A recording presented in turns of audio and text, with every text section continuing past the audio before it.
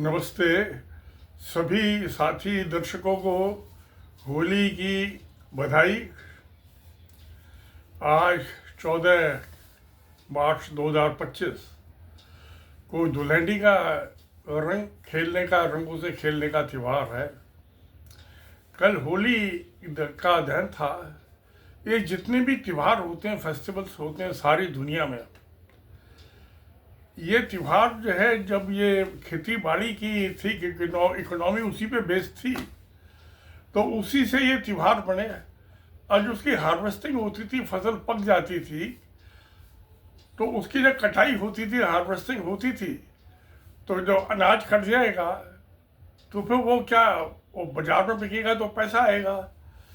तो उसकी जो कटाई का जो सीजन होता था, उसी पे सारे त्यौहार जो है ये फिक्स की है। यानी वो कटाई होती है, बुआई होती है मौसम के मुताबिक। तो ये मौसम के मुताबिक ही जो था, ये त्यौहार जो है फिक्स किए गए थे। हिस्टोरिकल जब से ये सभ्यता बनी है 10,000 साल पहले, और तब 3-4 हज़ार साल पहले भी ऑर्गेनाइज रिलीजन चालू हुआ, तब ये त्योहारों की बात आई, फेस्टिवल्स की बात आई। और इससे हिंदुओं में नहीं, साधन धर्म में नहीं, सब में यही है। चाहे क्रिश्चियंस हैं, उनके जो क्रिसमस होता है, जितने भी त्यौहार हैं सब, तो इनका बेसिकली फंडामेंटल एग्रीकल्चर से है जुड़े हुए, और उसकी हार्वेस्टिंग से।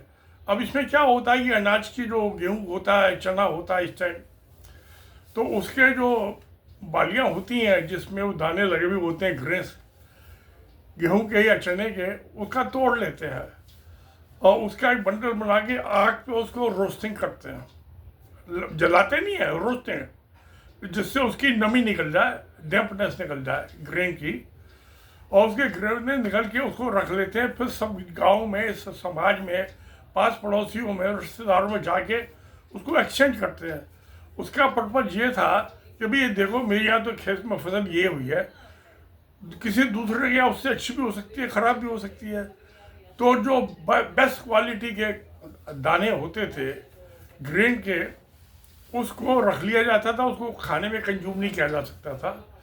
उसके सब्स्टिट्यूशन में जिनके यहाँ घटिया होते थे वो दे होते थे, क्योंकि उसको नेक्स्ट ईयर क्रॉप सीजन में उससे बुआई होती थी, उसको एज सीड, एज बीज इस्तेमाल किया जाता था। तो पर्पज इसका था, कोई दहन नहीं, किसी को आदमी को जलाना, किसी देवी देवता को, किसी राक्षस को जलाना, वो नहीं था। अब मैं आज देख रहा हूँ यहाँ दिल्ली में जगह जगह उन्होंने जो आग जलाने के लिए रखे हुए हैं, उसमें ये फाइबर के जो होते हैं, सनमाइका है, वो जलाने के लिए डाल दिया, जो केमिकल्स है। उससे तो जो ग्रेन जो है वो खराब हो जाएगा। उसको उससे हल्का सा रोस्ट करना होता है कि जिससे उसकी ड्राइनेस खत्म हो जाए, इतना ही है। मगर आज तो उसको जलाए, और क्या एक्शन क्या नहीं, शक्ल ही बदल गई त्यौहार की।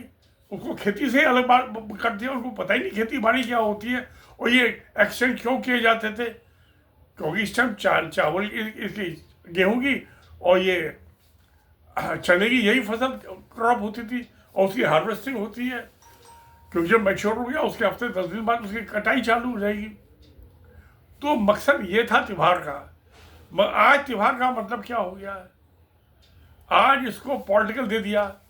जब से आरएसएस आया, इसको सत्ता की प्राप्ति के लिए हिंदू मुसलमान का दंगा करा दो, मस्जिद पे कर दो।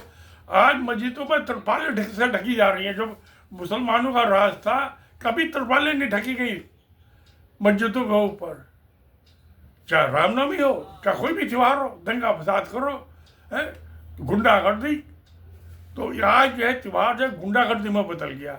औरतों के साथ बदसलूकी हो रही है, महिलाओं का बद, ये नहीं था। तो इन्होंने तो त्यौहार को हिस्सा क्या में बदल दिया है। आज कितनी पुलिस फोर्स लगी हुई है एक हफ्ते से, सबकी पुलिस वालों, अरे भाई त्यौहार का मौसम है, इसमें पुलिस का क्या लेना देना। क्योंकि दंगा फसाद, औरतों के साथ बदसलूकी, इसलिए पुलिस को कि सब छुट्टियां कैंसिल कर दी गई।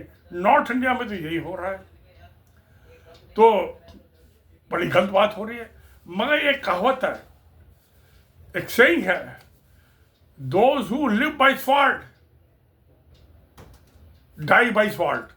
जो तलवार के दम पे जीते हैं, वो तलवार से ही मारे जाते हैं। तो इसलिए जो आरएसएस ने ये इसको कम्युनल सांप्रदायिक दंगे फसाद की जड़ बना दिया त्योहारों को। चाहे रामनवमी हो, चाहे दुर्गा पूजा की जुलूस निकलने हो, कभी जुलूस निकलते ही नहीं थे। अपने अपने घर में सब पूजा करते थे, अर्चना करते थे। तो मगर आज जो है उसको पॉलिटिकल जो शक्ल दे दी गई, दंगा फसाद की जड़ बना दिया गया, बदतमीजी की बदसलूकी की जड़ बना दी गई। तो इसका अंजाम है, गलती होगा जिन्होंने इसको किया है। They are living by sword, वो तलवार के साथ जी रहे हैं कि मुसलमानों को मारेंगे, शेड्यूल कास्टों को मारेंगे, ईसाइयों को मारेंगे। They will die by that same sword, वो उसी तलवार से मारे जाएंगे। ये सच्चाई है, इसमें कोई दो बातें नहीं हो सकती। तो ये त्यौहार का मौसम खुशियों का मौसम है, सबसे गले मिलने का। दुश्मन को भी इस टाइम गले मिला जाता है होली के मौके पे। ये तो वो त्यौहार है। आज तो इन्होंने जो हमारे दोस्तों को भी दुश्मन बना लो, पड़ोसी को भी दुश्मन बना लो। ये त्यौहार ने शक्ल बदल दी है अपनी 2025 आते आते। खैर, अब RSS अपना अभी एक हफ्ते बाद अखिल भारतीय प्रतिनिधि सभा की मीटिंग होगी।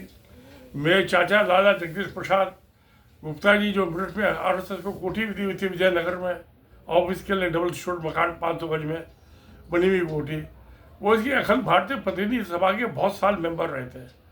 मगर जब उसका पंडित दीनदयाल उपाध्याय की हत्या कराई थी गोलवस्कर में, तो उसके बाद उनका खट्टा हो गया, अपने आप को अलग कर लिया था RSS से। मगर जो ये एक दूसरे अध्यक्ष हुए हैं, वो भी बड़े प्रचारक थे, बल्लाज माधव, आखिरी भारतीय जनसंघ के अध्यक्ष। उन्होंने अपनी किताब में लिखा है कि इस हत्या में अटल बिहारी वाजपेयी ने अंजाम दिया था और साथ दिया था नानाजी देशमुख ने। तो ये प्रचारक तो एक दूसरे की हत्या करते रहते हैं। सत्ता के लिए तो हमेशा ये होता हत्या, हिंसा हत्या तो होती है सत्ता प्राप्ति के लिए, तो कोई नई बात नहीं है। जो हो रहा है हो रहा है। मगर एक आम समाज में आप दंगा फसाद का हाथ पहला कर दो, मस्जिदों को तरपाल ढको है और उसे को अपने घर में से बाहर ना निकले, ये कौन सी बात है भाई? ये कौन सा त्यौहार है? ये तो समाज को जोड़ने के लिए है ना कि तोड़ने के लिए। खैर तोड़ लो, एक दिन आप भी टूटेंगे। खैर, मैं इसके ऊपर ज़्यादा नहीं कहूँगा। त्यौहार का मौसम है तो इसको हिंसा हत्या और नफरत की आंधी में नहीं घुमाना चाहिए।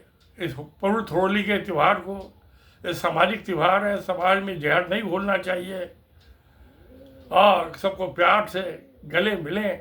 आज त्यौहार, इसका होली का मतलब यही है, इसके साथ कुछ नहीं है। सत्यमेव जयते। नमस्कार, धन्यवाद।